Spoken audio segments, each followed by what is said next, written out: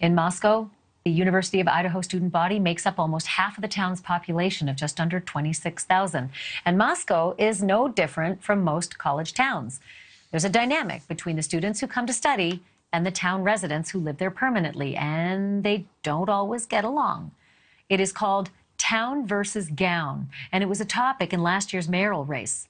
The current mayor noted the school's immense contribution to Moscow's economy and called the university students, quote, importers of cash who, quote, bring money from mom and dad.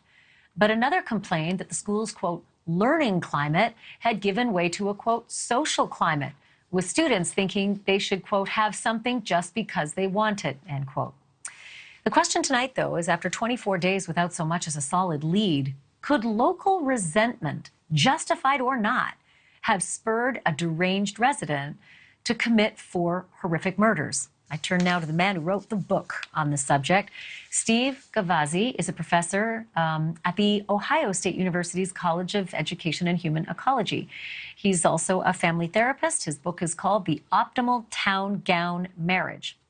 Lauren Paterson also joins us. She is a reporter for Northwest Public Broadcasting and Spokane Public Radio. She's also a Moscow resident, and she went to the University of Idaho. Welcome to both of you. Steve, let me begin with you. What kind of conflicts really are the most common when it comes to town versus gown?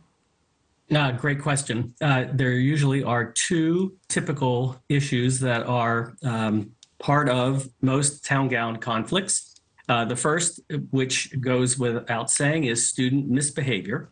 And the second has to do with real estate. Now, student misbehavior is self-explanatory. It's often fueled by alcohol or other substance use. The additional piece about real estate happens because universities are tax-free entities.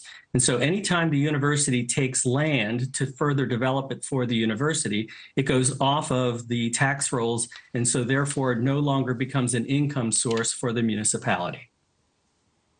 Well, that I could see would rub a lot of locals the wrong way. All of a sudden, they don't get that tax boon. But, I wonder, Lauren, if, Moscow, there's a real range, right, of how some town gown relationships can be. And since you live there, you worked there, you went to school there, what's your estimation of the town gown relationship with the University of Idaho? Yeah, Ashleigh, it's an interesting question. Moscow and the university, I really see them as just integral and really united. The University of Idaho is actually the #1 employer in Moscow with nearly 2,000 employees. So you take the University of Idaho out of Moscow and you just have another tiny Northwest farm town.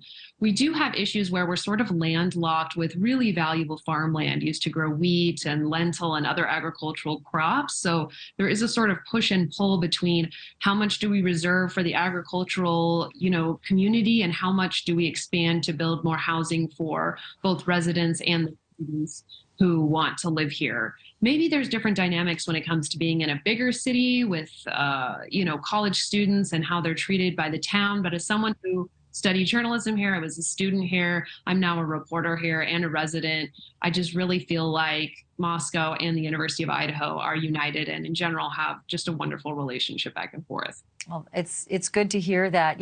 Steve, I didn't even realize that you can categorize the relationship into 4 of these subsets, which I want to read out. This is just fascinating information from you, and I'll list them on the screen. The relationship can be harmonious, it can be traditional, it can be conflicted, and it can be devitalized. And I can kind of get a sense of, devitalized sounds like it's kind of all hope is gone. But really, when it comes right down to it, if it's one person who has decided that he's had enough for whatever reason, that's all it really takes. You don't need an entire community breakdown to have one person, to decide to do something. I guess it stands to reason, doesn't it, Steve? Certainly, there are lots of times in which we see town gown conflict become very personalized. However, I have to say that in almost every case that I've ever heard of where things have gotten, let's say, to the next level of conflict, it oftentimes is directed at university administrators or other representatives and not the students.